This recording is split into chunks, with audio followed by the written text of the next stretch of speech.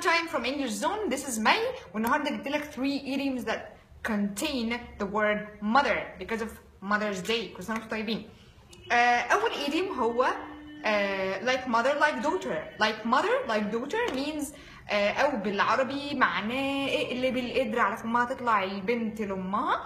Like mother like daughter يعني البنت شبه مامتها جدا في التصرفات وفي المعاملات.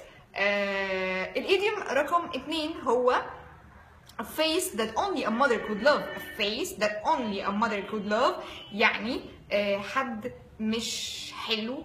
He has an ugly face. She has an ugly face. شكلها مش حلو فاونلي مامتها بس اللي هتحبها. بالتالي بالعربي ممكن نقول عليه القرد في عين امه غزال.